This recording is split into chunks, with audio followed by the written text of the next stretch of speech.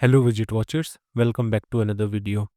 In today's video, we are going to explore the three most essential building blocks of any Android app interface: text view, edit text, and buttons. These three components appear in almost every app you have used, whether it's a login screen, a chat window, a search bar, or even a calculator. So today I'll help you to understand what they are, why we use them, and how to build them properly using XML and Kotlin. So let's start with the simplest UI component, text view. So a text view is basically just text on the screen. It can be a title, a label, a description, or even a paragraph. To add a text view into our layout, what we can do, we can simply write a text view with these angle brackets. Then here we need to add the height and width for the text view. So the thing is, for text view, the best suited approach is to use the wrap content thing for both height and width, right? So what this wrap content does, it will only occupy that much of space that much is required to containing that text. So the reason behind using the wrap content only, because let's say if your text is this big, okay, then it only will acquire this half screen only. It's not going to acquire the whole available width, right? So that's why using the wrap content for height and width for text view, it's a great choice. Okay. Afterwards, here we need to add the ID for this text view. Okay. So let's add the ID as simple text view. For text view, you can simply refer TV here. TV stands for text view. Okay. Now after this, here we can also mention the text, like what the initial value of the text is going to be. Okay. So let's say I'll say hello to widget wisdom. Okay, it's perfectly fine. Now you can see I used width as wrap content, so it's only taking this much of space. Like if I used here match parent, then you can see it's taking the whole available width. So that's the reason we should use the wrap content. That's a best choice. Okay.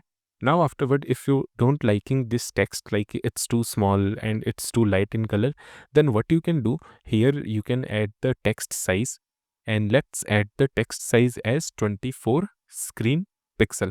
Now, if you observe closely, then here we have added the text size in SP. So SP stands for screen independent pixel, which means it automatically adjusts based on the user's font setting. Okay, so using SP is a great choice here. Then afterward, you can also add the style. Like if you want to make the text bold, then what you can do here, you can add the text style, then you can make it bold as well. Okay. Now, if you watched my last video, then I have already explained about these constraint thing. So I'm not going to do that again. So I'm just adding these constraint here. Okay. Now also let me make it center aligned. Now it's fine.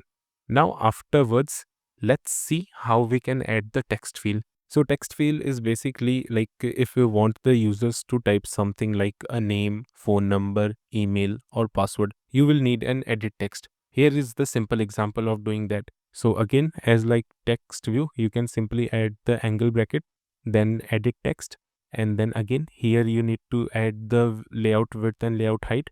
So this time let's add the width as match parent and height as the wrap content. Okay. Now again, as above, I need to give it the ID. So here add the ID, and let's give it the ID as simple edit text.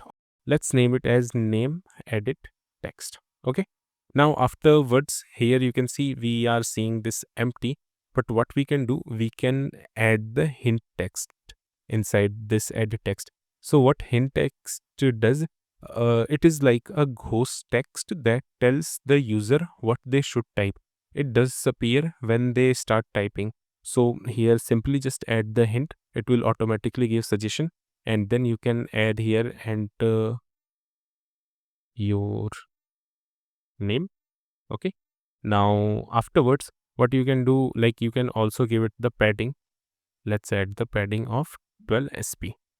Okay. Now our edit text is completed, but you can see we have this error. So this error is because of we haven't added the constraint here. So let's add the constraint, and yeah, it's perfectly fine.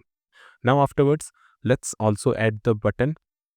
So this button thing, it lets the user to take an action, like it's clickable whether you are logging in, adding an item to the cart, or sending a message. You will click a button. Like for creating a simple button, again you need to add a tag with angle bracket and you can mention button. Then for height and width, you just simply add the wrap content and wrap content.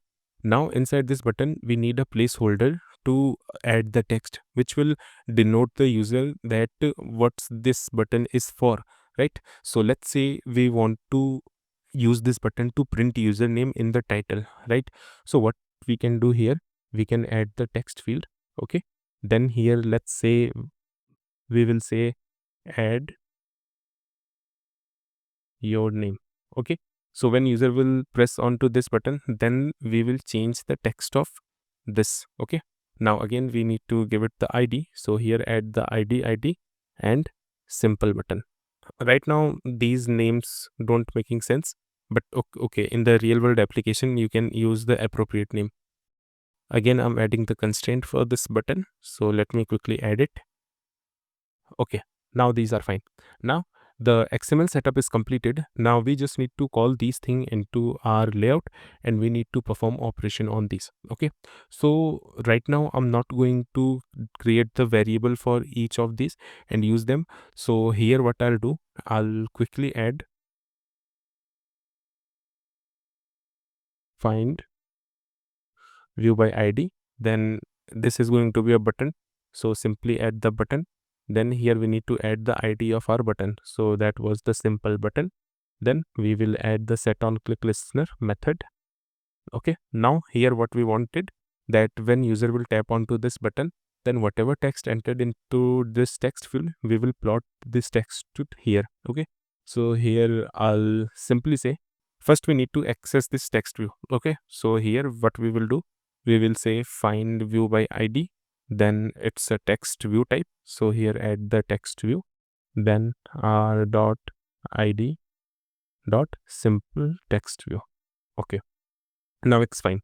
Now here we need to change this text. Okay, so we will access this dot text property, so this will help us to change the text. Now what we want to assign it, we want to assign the text which is written inside this text edit text. Okay, so what we need to do here, we need to assign the text which is written inside this edit text, and this text need to be assigned to this text view. Okay, so here what we will do, we will just simply say find view by ID, then it's a edit text, so we will mention edit text, then we will mention the ID, so the ID was r dot id dot. Okay, we added the comma, sorry, and then here name edit text, then we will extract the text by using text, and then we will convert it to a string. Okay, now it's perfectly fine. Now here this toString adding this is not mandatory, because what sometime happens, sometime user can be enter the number, so here we need to add the toString for extra security. Okay, so now it's done. Let me quickly save the code and run the application. Okay, so app is installed successfully. So let's add Mark John,